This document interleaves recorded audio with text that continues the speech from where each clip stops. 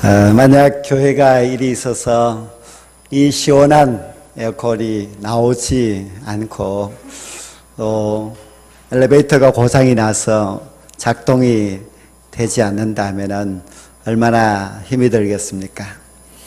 또 교회가 절약을 한다고 그 맛있는 점심을 생략하고 국수를 삶아서 좀 퍼진 그런 국수를 드린다면 아마 힘들겠다, 재미없겠다 이렇게 생각하는 분도 있겠지요. 그래서 이 교회 말고 다른 교회가 없을까 이렇게 좋은 환경 또 좋은 여건이 있는 그런 교회로 가시는 분이 이 자리에는 한 분도 없을 줄로 믿습니다. 우리의 신앙은 어려움을 이겨내는 것이 참된 신앙입니다. 아무리 덥고 복잡하다 할지라도 그 어려운 것을 잘 이겨내고 하나님 앞에서 영과 진리로 예배를 드리는 자, 그가 하나님이 기뻐하시는 예배인 줄 믿습니다.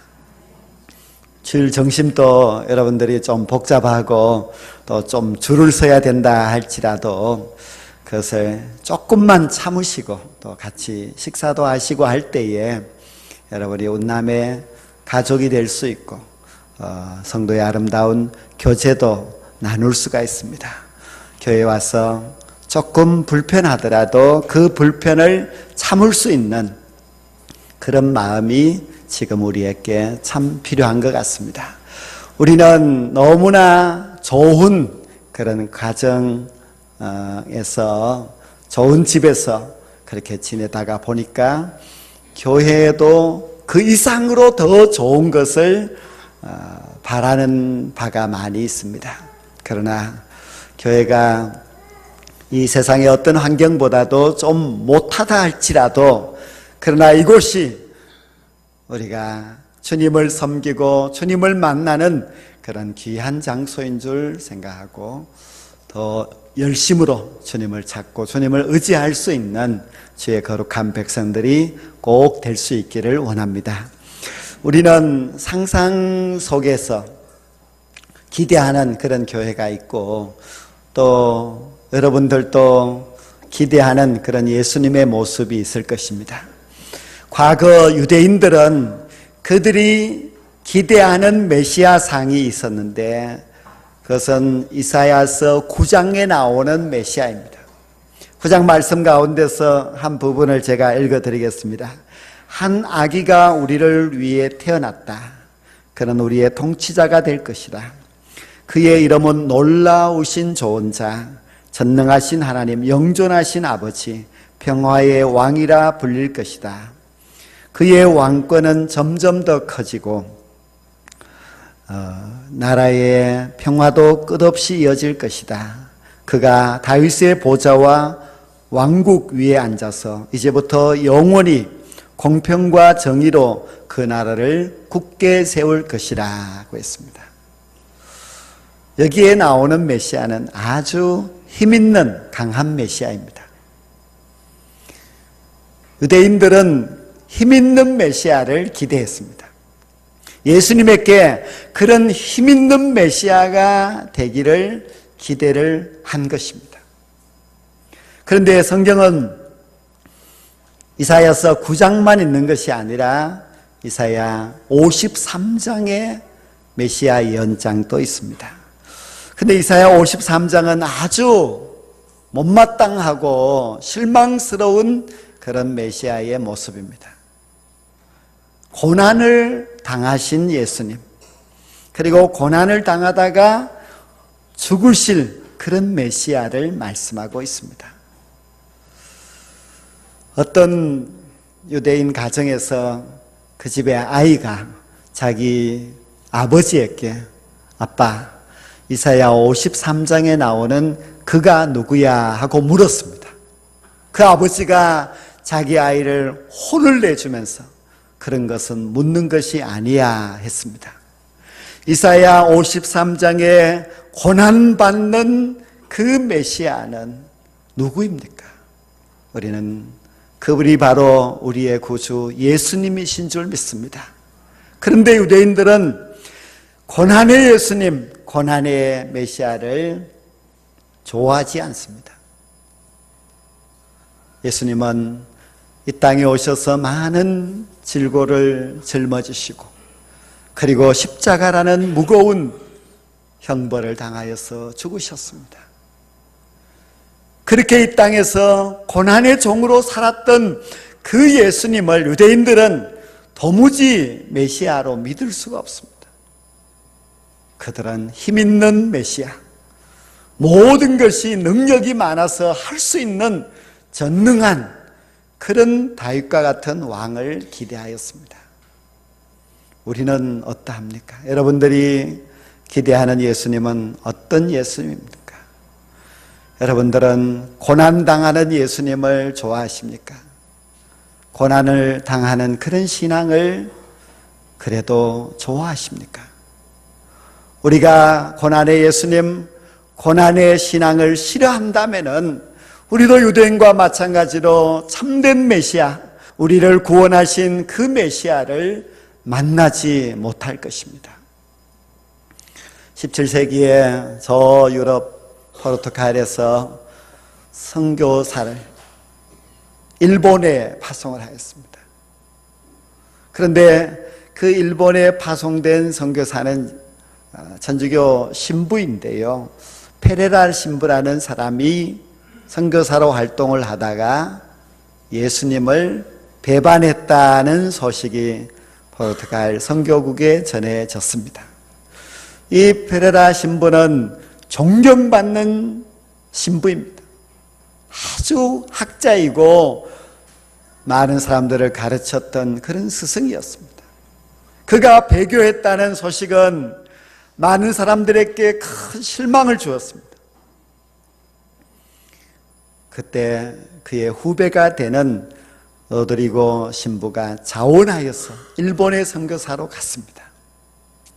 자기 선배를 만나서 따지고 싶었겠지요. 그러나 일본에서 잡혔고 그리고 그가 끌려서 후메이라고 하는 그 곳에 이제 가는데, 그 후메이는 뭔가 하면은 큰 널판지에 나무 판에다가 동으로 예수님의 얼굴을 만들어 놓은 것입니다.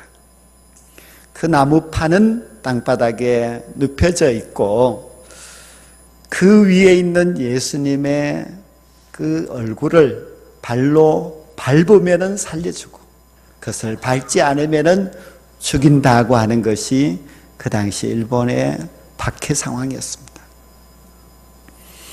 그런데 이 로드리고 신부가 그 판에 동으로 만들어져 있는 예수님의 얼굴을 쳐다봅니다.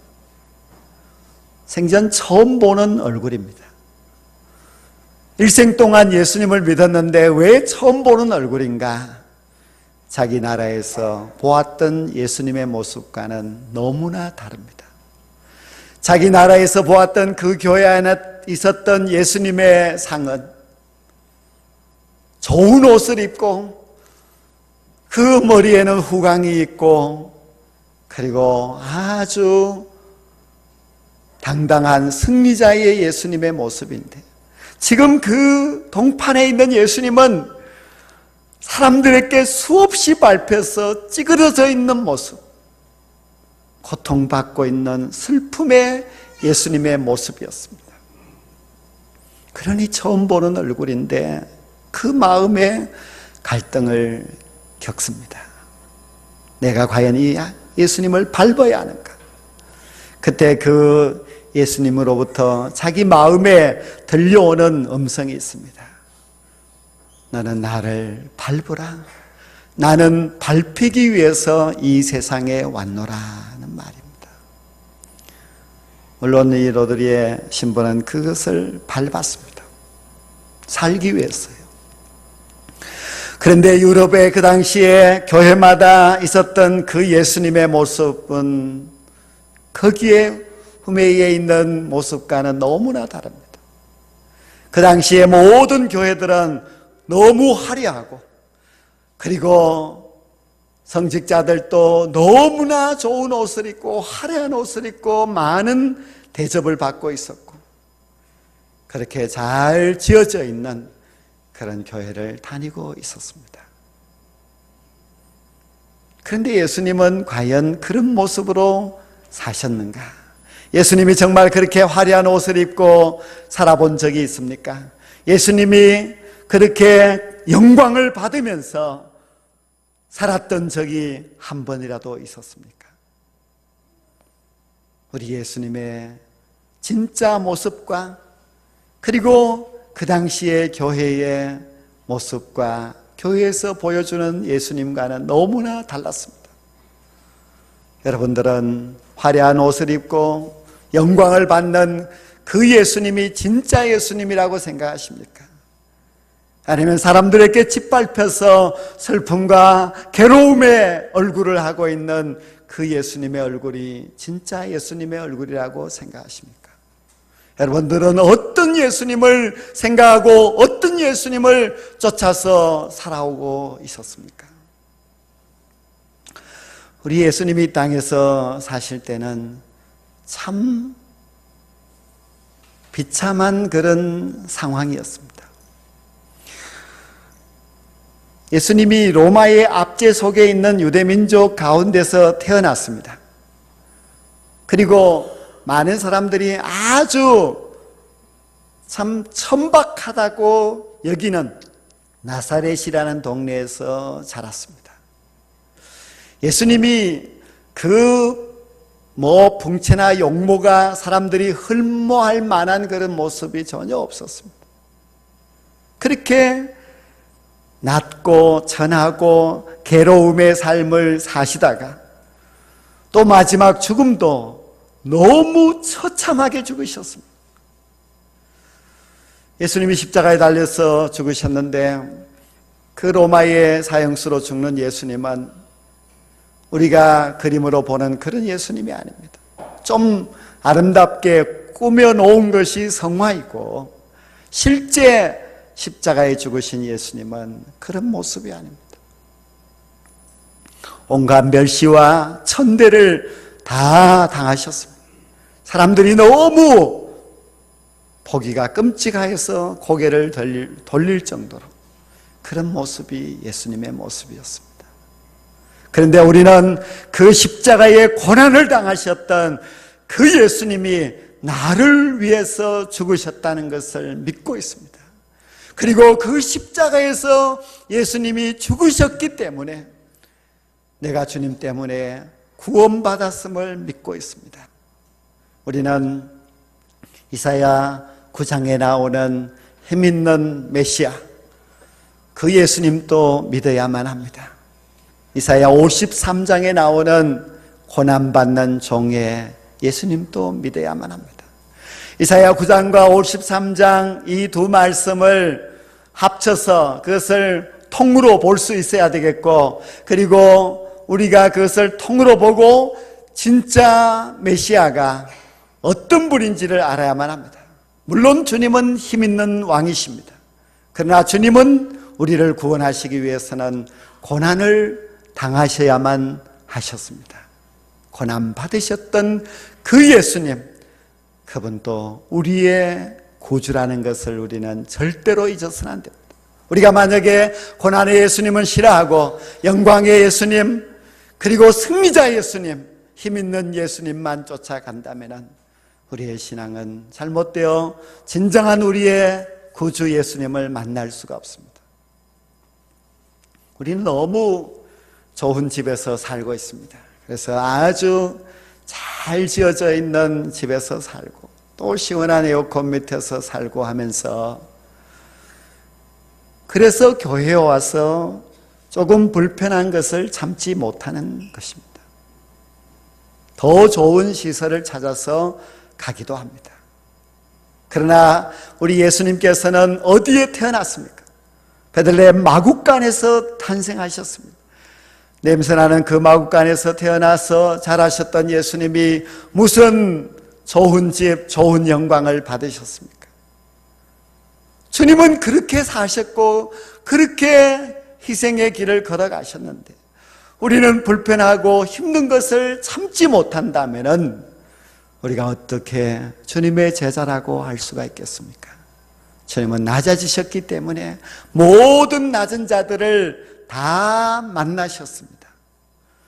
우리 주님은 대단한 외모나 또 사람이 흠모할 만한 그런 좋은 옷을 입고 인기 있는 그런 사람이 되지 못했습니다. 인기가 없었습니다. 그랬기 때문에 죄인들도, 죄 많은 여인들도, 세리들도 주님을 찾아갔고 주님을 만났고 그 주님을 통하여서 위로받고 구원을 받았습니다. 우리 예수님은 마지막에 십자가에 달려 죽으실 때에 고통의 십자가를 지셨습니다. 채찍 맞아 찢어진 그 살과 십자가에 못 박혀 그 찢어졌던 손과 발, 그리고 흘렸던 그 모든 피는 고난의 모습이었습니다. 형편없는 모습이었습니다. 그런데 예수님께서 왜 고난의 종이 되셨는가? 그 이유는 바로 우리의 허물을 사하여 주시기 위함인 줄로 믿습니다. 우리가 너무 죄가 많아서 우리 주님은 가장 처참한 자리로 내려갈 수밖에 없었고 우리는 도저히 우리 힘으로 구원받을 수 없었기 때문에 주님께서 우리를 위하여서 그 형벌을 당하신 것입니다. 이사야 53장은 하나님께서 온 인류를 구원하기 위한 하나님의 구원의 청사진을 보여주신 것입니다. 하나님은 온 인류를 구원하기 위해서는 자기의 독생자 예수 그리스도를 그 십자가의 고난에 달리게 하시고 그 고난의 십자가에서 죽게 하신 것입니다. 주님께서 우리를 위하여서 찢기시고 채찍에 맞으셨습니다. 주님이 상하셨기 때문에 우리가 나음을 입게 됐고 주님이 상하셨기